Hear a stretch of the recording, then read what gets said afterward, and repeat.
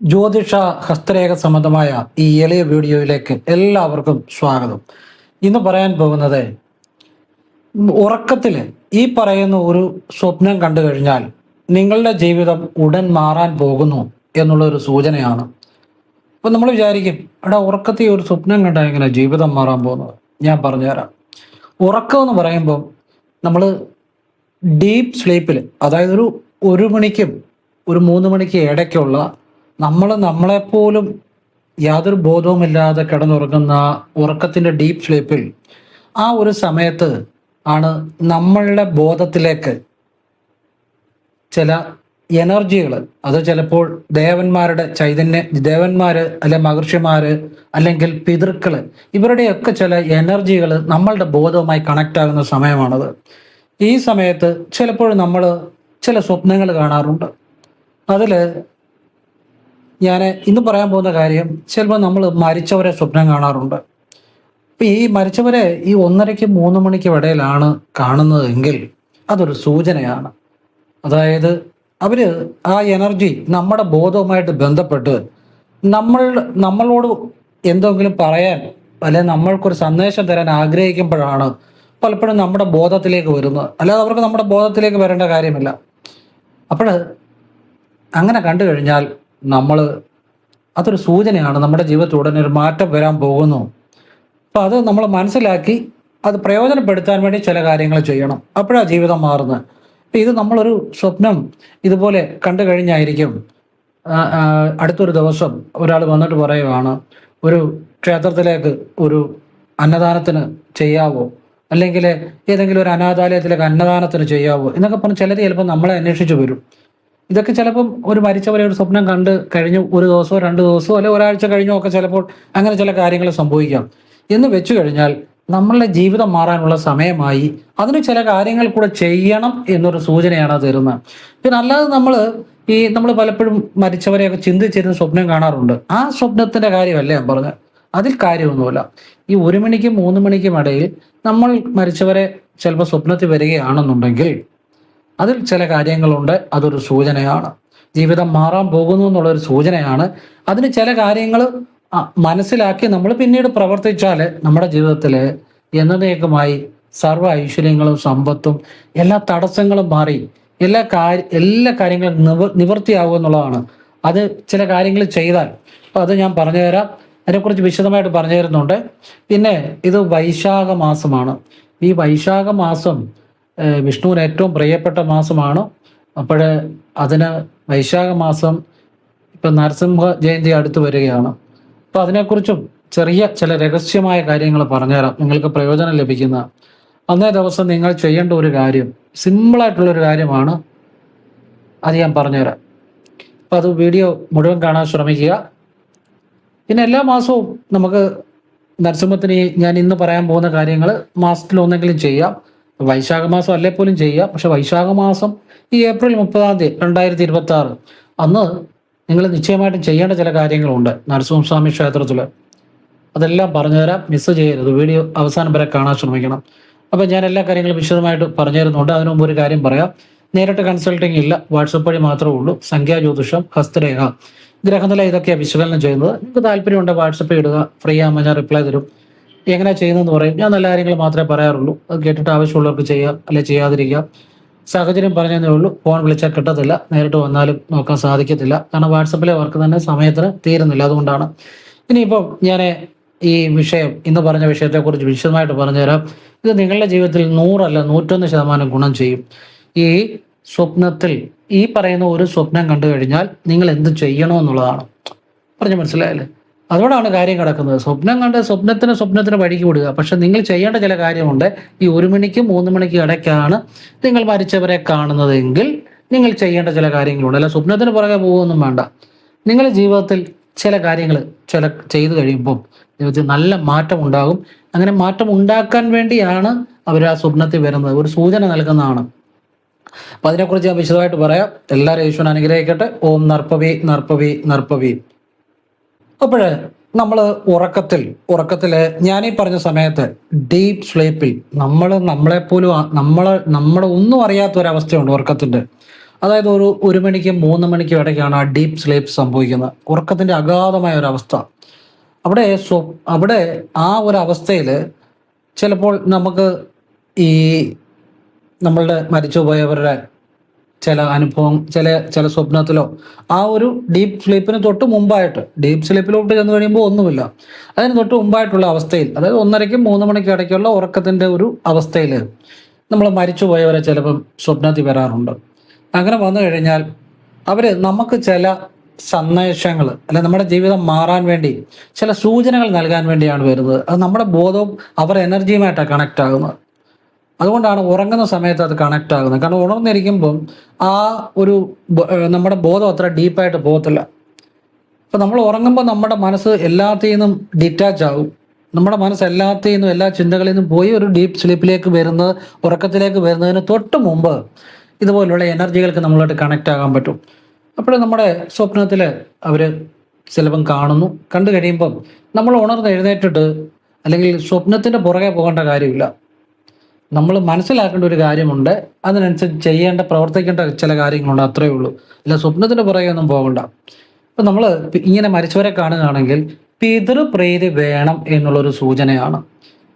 അതായത് നമ്മുടെ ജീവിതം മാറാൻ പോകുന്നു, അതിന് ഒരു കാര്യം കൂടെ ചെയ്താൽ മതി, പിതൃപ്രീതി വേണം എന്നൊരു സൂചന നമ്മുടെ ജീവിതം മാറാൻ വേണ്ടിയാണ് അവർ അങ്ങനെ ഒരു സൂചന നൽകുന്നത്. കാരണം അതിനുള്ള സമയമായി, അത് കുറച്ച് പെട്ടെന്ന് മാറിക്കോട്ടെ എന്ന് കരുതിയാണ് അവർ നമുക്കൊരു സൂചന നൽകുന്നത്, പിതൃപ്രീതി വേണം.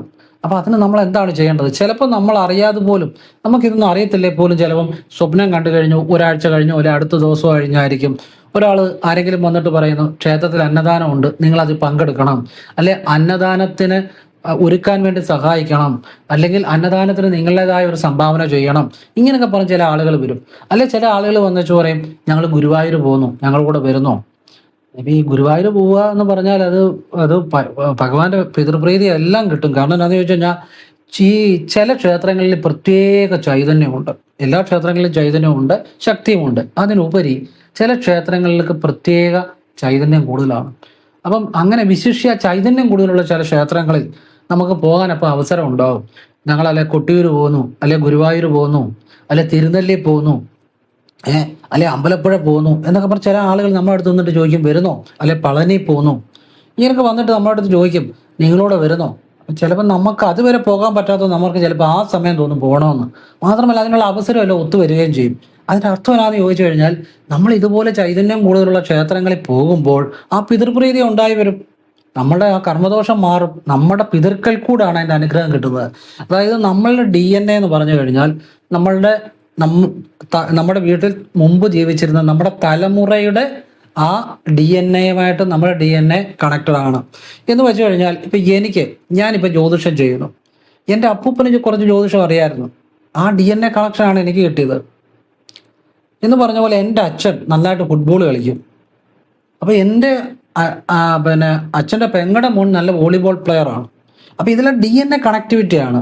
ചില തലമുറ അത് ഹിഡനായിട്ടിരിക്കും, ചില ഒരു തലമുറ കഴിഞ്ഞേ അത് ആക്റ്റീവ് ആകത്തുള്ളൂ. അപ്പോൾ DNA നമ്മളുടെ കുടുംബത്തിൽ മുൻപ് ജീവിച്ചിരുന്നവരുടെ ആ സ്വഭാവവിശേഷങ്ങളും ഗുണങ്ങളും ദോഷങ്ങളും എല്ലാം ആ DNA നമുക്ക് കിട്ടിയ DNA ഉണ്ട്.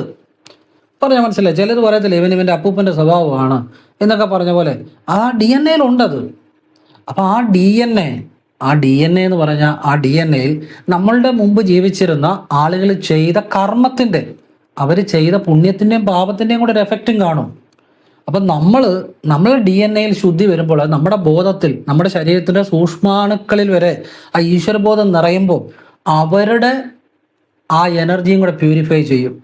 അങ്ങനെയാണ് നമ്മൾ പ്രാർത്ഥിക്കുമ്പോൾ പിതൃക്കൾക്ക് അനുഗ്രഹം ഉണ്ടാകുന്നത്.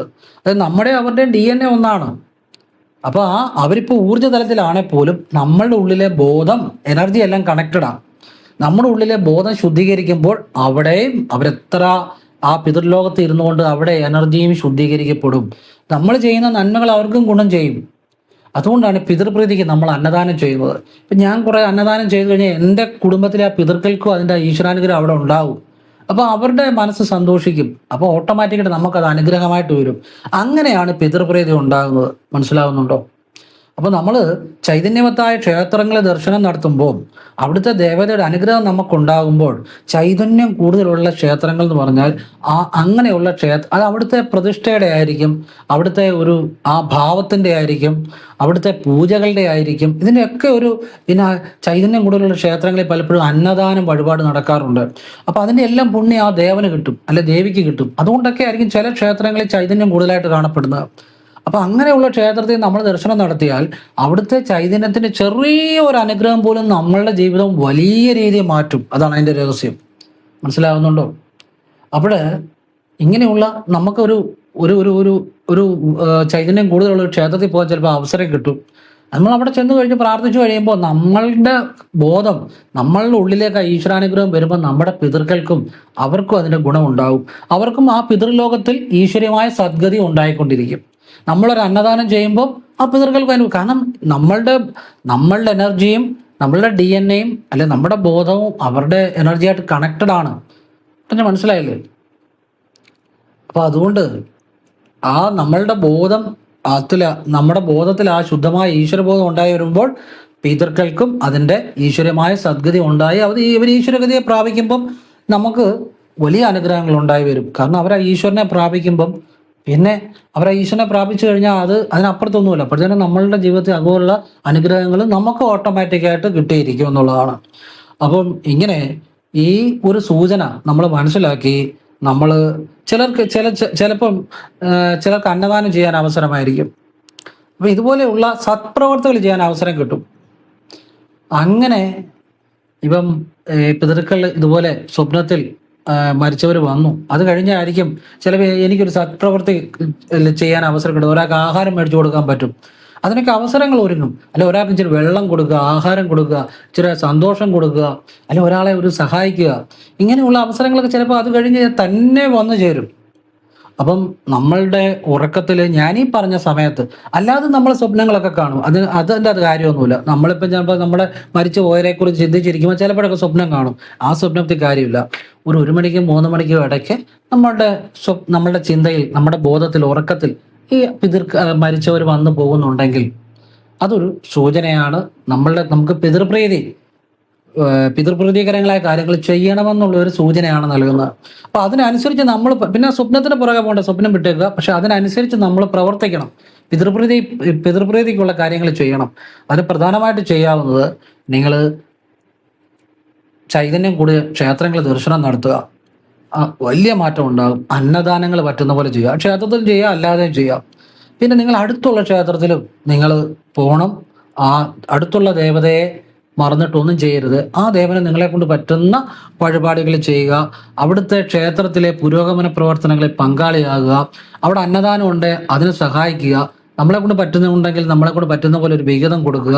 അല്ലെങ്കിൽ അവിടെ വൃത്തിയാക്കാൻ, അല്ല അവിടുത്തെ ഏതെങ്കിലുമൊക്കെ ജോലികൾക്ക് നമ്മൾ നിഷ്കാമമായിട്ട് പങ്കെടുക്കുക. ഇങ്ങനെ പിന്നെ അവിടെ നാമജപങ്ങളെ, നല്ല കാര്യങ്ങൾക്കൊക്കെ പങ്കെടുക്കുക. ഇങ്ങനെയുള്ള കാര്യങ്ങളൊക്കെ ചെയ്യുമ്പോൾ ആ പിതൃപ്രീതി ഉണ്ടായി വരും എന്നുള്ളതാണ്. അപ്പൊ ഇത് നമുക്ക് പലതരത്തിൽ പല സൂചനകൾ കിട്ടും. അത് ചിലർ ഓട്ടോമാറ്റിക്കായിട്ട് തന്നെ അറിയാതെ തന്നെയാണെങ്കിൽ പ്രയോജനപ്പെടുത്തും. അവർക്ക് അതിനുള്ള അവസരം വരും. ചിലർക്ക് ചിലപ്പോൾ ഇതിനെക്കുറിച്ച് അറിയത്തില്ല. അപ്പൊ അങ്ങനെ ഉള്ളവർ നമ്മളിത് പ്രയോജനപ്പെടുത്താൻ വേണ്ട കാര്യങ്ങൾ ചെയ്യണം. ഇപ്പൊ ഞാനിത് നിങ്ങൾക്ക് പറഞ്ഞു തരുന്നത് നിങ്ങളുടെ ജീവിതത്തിൽ ഇങ്ങനെ നിങ്ങൾ മരിച്ചവരെ ഞാൻ ഈ പറഞ്ഞ സമയത്ത് സ്വപ്നം കാണുന്നുണ്ടെങ്കിൽ നിങ്ങൾ സ്വപ്നത്തിന് പുറകെ പോകണ്ട. നിങ്ങൾ അത് കഴിഞ്ഞ് ചൈതന്യം കൂടുതലുള്ള കൃഷ്ണക്ഷേത്രമായിക്കോട്ടെ, ശിവക്ഷേത്രമായിക്കോട്ടെ, ഭദ്രകാളി ക്ഷേത്രമായിക്കോട്ടെ, മുരുകക്ഷേത്രമായിക്കോട്ടെ, ഏതെങ്കിലുമൊക്കെ ക്ഷേത്രങ്ങളിൽ ദർശനം നടത്തുക. അന്നദാനങ്ങൾ നിങ്ങളെ കൊണ്ട് പറ്റുന്ന പോലെ ക്ഷേത്രങ്ങളിൽ ചെയ്യുക, അല്ലാതെ മറ്റു അനാഥാലയങ്ങൾക്കും ചെയ്യുക. പറ്റുന്ന പോലെ ആളുകളെ സഹായിക്കുക, നല്ല കാര്യങ്ങൾക്ക് ഭാഗമാകുക. ഉറപ്പായിട്ട് നിങ്ങളുടെ ജീവിതത്തിലേക്ക് വലിയ വലിയ വലിയ അനുഗ്രഹങ്ങൾ വന്നു ചേരുമെന്നുള്ളതാണ്. അപ്പം ഇത് പിന്നെ നമുക്ക് ചെയ്യാവുന്ന നമ്മുടെ അടുത്തുള്ള കൃഷ്ണക്ഷേത്രത്തിൽ കറുത്തപാമ്പിൻ്റെ അന്ന്, നിങ്ങളിപ്പോൾ മരിച്ചവരെ സ്വപ്നം കണ്ടു, നിങ്ങൾ അടുത്തുള്ള കൃഷ്ണക്ഷേത്രത്തിൽ കറുത്തപാമ്പിൻ്റെ അന്ന് കുറച്ച് എള്ളെണ്ണ കൊണ്ടുപോവുക. എന്നിട്ട് ഓം നമോ നാരായണായ ജപിച്ച് മനസ്സിൽ പറഞ്ഞാൽ മതി. മനസ്സിൽ ജപിച്ചിട്ട് എൻ്റെ കുടുംബത്തിലെ അച്ഛൻ വഴി അമ്മ വഴിയുള്ള അഖില പിതൃക്കൾക്കും, എന്ന് വെച്ചാൽ എല്ലാ പിതൃക്കൾക്കും വിഷ്ണുപാദത്തിൽ സായുജ്യം നൽകണേ, ഈശ്വരമായ സദ്ഗതി നൽകണേ എന്ന് ഞാൻ ഭഗവാനെ പ്രാർത്ഥിച്ചുകൊണ്ട്, ഭഗവാന്റെ തൃപ്പാദങ്ങളിൽ സമർപ്പിച്ചുകൊണ്ട്, അതിനുവേണ്ടി ഈ എണ്ണ ഈ കൽവിളക്ക് ഒഴിക്കുന്നെന്ന് പ്രാർത്ഥിച്ച് അല്പം ഒഴിക്കുക. ബാക്കി വേണേൽ അവിടെ വയ്ക്കാം. ഇത് കറുത്തവാവിനൊന്ന് ചെയ്യണം. എന്നിട്ട് ഭഗവാൻ ഒരു പാൽപ്പായസം കൊടുക്കുക. ഒരു തുളസിമാല, ഒരു തുളസിയിലയുടെയെങ്കിലും പുണ്യം എനിക്ക് എൻ്റെ കുടുംബത്തിന് തരണമെന്ന് പറഞ്ഞ് കൊടുക്കുക. ഇനി പാൽപ്പായസം തുളസിമാലയും കൊടുത്തില്ലേ പോലും ഇതുപോലെ എള്ളെണ്ണ ഒഴുകുക. പറ്റുവാണെങ്കിൽ ഒരു പാൽപ്പായസം കൊടുക്കുക, പറ്റുവാണെങ്കിൽ തുളസിമാലയും കൂടെ കൊടുക്കുക. ഇത് കറുത്തവാവിനടുത്തുള്ള കൃഷ്ണക്ഷേത്രത്തിൽ ചെയ്യുക. അതുപോലെ തന്നെ ശിവക്ഷേത്രത്തിൽ നിങ്ങൾ നെയ്വിളക്ക്, ക്ഷേത്രത്തിൽ കിട്ടുന്ന 15-20 രൂപയുടെ നെയ്വിളക്ക് ഞായറാഴ്ച വൈകുന്നപാട് സമർപ്പിച്ച് പ്രാർത്ഥിക്കണം. ഇനി വൈകുന്നപാട് പറ്റാത്തവർക്ക് ഞായറാഴ്ച രാവിലെ ആയാലും കുഴപ്പമില്ല. പക്ഷെ വൈകുന്നപാടാണെങ്കിൽ കൂടുതൽ നല്ലത്. പിതൃപ്രീതി പെട്ടെന്നുണ്ടായി വരും. ഒരു നെയ്വിളക്ക് ക്ഷേത്രത്തിൽ കിട്ടുന്ന 15-20 രൂപയുടെ നെയ്വിളക്ക് തെളിയിച്ച്, നെയ്വിളക്കില്ലാത്തൊരു നെയ്യ് വെച്ചാലും മതി. ചില ക്ഷേത്രത്തിൽ നെയ്വിളക്ക് ചിലപ്പം കാണണമെന്നില്ല. ഭഗവാനെ, എൻ്റെ കുടുംബത്തിലെ അഖില പിതൃക്കൾക്കും ഈശ്വരീയമായ സദ്ഗതി നൽകണേ, ഭഗവാന്റെ തൃപ്പാദങ്ങളിൽ സമർപ്പിക്കുന്നു എന്ന് പറഞ്ഞ് നടയിലോട്ട് പ്രാർത്ഥിച്ചു വെക്കുക. മനസ്സിൽ പ്രാർത്ഥിച്ചാൽ മതി. നെയ്വിളക്ക് കത്തിച്ചു വെക്കുക. ഞായറാഴ്ച വൈകുന്നപാട് ചെയ്യുക. ഇത് വളരെ ആ പിതൃക്കൾക്ക് പ്രീതി ഉണ്ടാകും, പിതൃപ്രീതി ഉണ്ടായി വരും. നിങ്ങളുടെ ജീവിതത്തിൽ അതിൻ്റെ ഗുണം ഉണ്ടാകും. നമ്മുടെ ജീവിതത്തിൽ നല്ലൊരു തൊഴിലില്ലാതിരിക്കുക, നല്ലൊരു കുടുംബം ഇല്ലാതിരിക്കുക, അതുപോലെ ഏർപ്പെടുന്ന കാര്യങ്ങളെല്ലാം പരാജയം ഉണ്ടാകുക, സാമ്പത്തിക ക്ലേശം ഉണ്ടാകുക, മക്കളുണ്ടെങ്കിൽ തന്നെ ഇങ്ങോട്ട് വിളിച്ച് അങ്ങോട്ട് പോകുന്ന മക്കള്, അല്ലെങ്കിൽ ഒരു കുടുംബത്തിൽ വളരെ കലഹമായ അവസ്ഥ, എന്ത് ചെയ്തിട്ട് ഒരു രക്ഷയില്ല. ഇതൊക്കെ പിതൃപ്രീതി ഇല്ലാത്തതുകൊണ്ട് വരുന്ന ചില കാര്യങ്ങളാണ്. പിതൃക്കൾ 1000 ഹോമങ്ങൾ ചെയ്തിട്ട് പോലും ഫലം ഉണ്ടാകുന്നില്ലേ പോലും പിതൃക്കളുടെ പ്രീതി ഉണ്ടെങ്കിൽ എല്ലാം നന്നായി വരുമെന്നുള്ളതാണ്. കാരണം പിതൃക്കൾ എന്ന് വെച്ചാൽ അവരാ ഈശ്വരീയമായ സദ്ഗതിയിലേക്ക് നമ്മുടെ പ്രാർത്ഥന കൊണ്ട് എത്തിച്ചേരുമ്പോൾ നമുക്ക് കിട്ടുന്ന അനുഗ്രഹം വേറെ എന്ത് ചെയ്താലും കിട്ടത്തില്ല എന്നുള്ളതാണ്. കാരണം അവർ ഈശ്വരനെ പ്രാപിക്കുക. നമ്മുടെ പ്രാർത്ഥന കൊണ്ട് അതിലൂടെ പുണ്യം വേറെ ഒന്നുമില്ല. അപ്പൊ നമ്മൾ എപ്പോഴും പിതൃക്കൾക്ക് വേണ്ടി പ്രാർത്ഥിക്കുമ്പോൾ സന്തോഷത്തോടു കൂടി പ്രാർത്ഥിക്കണം, ഒരിക്കലും വിഷമത്തോടു കൂടി പ്രാർത്ഥിക്കരുത്. കാരണം ഈ വിഷമം എന്ന് പറഞ്ഞാൽ നമ്മളുടെ മനസ്സിന്റെ ഒരു അവസ്ഥയാണ്. വിഷമം, അസൂയ, കുശുമ്പ്, വെറുപ്പ്, ഇതൊക്കെ നമ്മളുടെ മാനസികമായ അവസ്ഥകളാണ്. ഇതിനൊന്നും ഈശ്വരീയമായ ബോധവുമായിട്ട് ബന്ധമില്ല. നമ്മൾ ആ ഒരു ശുദ്ധമായ മനസ്സോടുകൂടി എന്ന് പറഞ്ഞാൽ ഒരു ചിന്തയില്ല, നിഷ്കളങ്കമായ മനസ്സ്, ആ അവസ്ഥയാണ് ആനന്ദം എന്ന് പറയുന്നത്. അതല്ല നമ്മൾ ചിരിച്ച് സന്തോഷിക്കുന്നതിനല്ല ആനന്ദം. ഒരു ചിന്തയില്ലാതിരിക്കുന്ന ഒരു അവസ്ഥയുണ്ട്, ഒരു കുട്ടിയുടെ നിഷ്കളങ്കമായ മനസ്സുണ്ട്, അത് നിത്യാനന്ദമായ അവസ്ഥയാണ്. അതാ ശരിക്കുമുള്ള ആനന്ദം. അല്ലാതെ ചിരിച്ച് കളിച്ച് നടക്കുന്നതല്ല ആനന്ദം. മനസ്സിൽ ദുഃഖമില്ല, സുഖമില്ലാതെ ഒരു കുട്ടിയുടെ നിഷ്കളങ്കമായ മനസ്സോടുകൂടി വേണം ഈ പിതൃക്കളോടുള്ള പ്രാർത്ഥന ചെയ്യാൻ. അപ്പോഴാണ് ആ പിതൃക്കളുടെ ഈശ്വരമായ സദ്ഗതി ഉണ്ടായി വരുന്നത്. അപ്പൊ അത് നിങ്ങളുടെ ജീവിതത്തിൽ ഗുണം ഉണ്ടായി വരും. ഒരുപാട് അനുഗ്രഹങ്ങൾ ഉണ്ടായി വരും പിതൃപ്രീതി ഉണ്ടായി വരുമ്പോൾ. അപ്പൊ നമ്മുടെ ജീവിതത്തിൽ ഇങ്ങനെ ചില സൂചനകൾ കിട്ടുന്നുണ്ടെങ്കിൽ അത് നിങ്ങൾ പ്രയോജനപ്പെടുത്തണം. പിന്നെ സ്വപ്നത്തിന് പുറകെ ഒന്നും പോകരുത്. സ്വപ്നത്തെ സ്വപ്നമായിട്ട് കാണുക. അത് ഇതുപോലുള്ള ചില സ്വപ്നങ്ങൾ ചില സൂചനയാണ്. അല്ലാതെ കാണുന്ന സ്വപ്നങ്ങൾ നമ്മുടെ മനസ്സിൽ നമ്മൾ പകലൊക്കെ ചിന്തിക്കുന്നത് കൊണ്ട് കാണുന്നതാണ്. അതിൻ്റെ ഒന്നും പുറകെ പോകരുത്. ചില സൂചനകളുള്ള സ്വപ്നങ്ങളുണ്ട്. അത് ഈ സമയം ഞാൻ പറഞ്ഞ സമയത്ത് കാണുന്നതാണ്. ആ സൂചന മനസ്സിലാക്കി നമ്മൾ അതിന് വേണ്ട കാര്യം ചെയ്യുക. അല്ല സ്വപ്നത്തിന് വഴിക്ക് വിട്ടേക്കുക. അത് ചിന്തിച്ചുകൊണ്ടിരിക്കരുത് കേട്ടോ. ഇതിപ്പോ വൈശാഖ മാസമാണല്ലേ. അപ്പം വൈശാഖ മാസത്തിലെ ശുക്ലപക്ഷ ചതുർദശി ദിവസം വൈകുന്നപാടാണ് നരസിംഹമൂർത്തി പ്രഹ്ലാദന് മുന്നിൽ പ്രത്യക്ഷപ്പെട്ടത്. അപ്പൊ അത് നമ്മൾ നരസിംഹ ജയന്തിയായിട്ട് ആഘോഷിക്കുന്നു. ഈ പ്രാവശ്യം വൈശാഖ മാസം ഈ നരസിംഹ ജയന്തി വരുന്ന ഏപ്രിൽ 30-ാം തീയതിയാണ്. 2026 ഏപ്രിൽ 30-ാം തീയതി. അപ്പൊ നിങ്ങൾ ആ ദിവസം നരസിംഹസ്വാമിയുടെ ക്ഷേത്രത്തിൽ പറ്റുവാണെങ്കിൽ പോകണം. പോയി നിങ്ങൾ രാവിലെ സ്വാമിക്കൊരു നെയ്വിളക്ക് അല്ലെ പാൽപ്പായസം നിങ്ങളെ പറ്റുന്ന പോലെ വഴിപാടുകൾ ചെയ്യുക, പ്രാർത്ഥിക്കുക. വൈകുന്നപാടും സാധിക്കുമെങ്കിൽ പോകണം.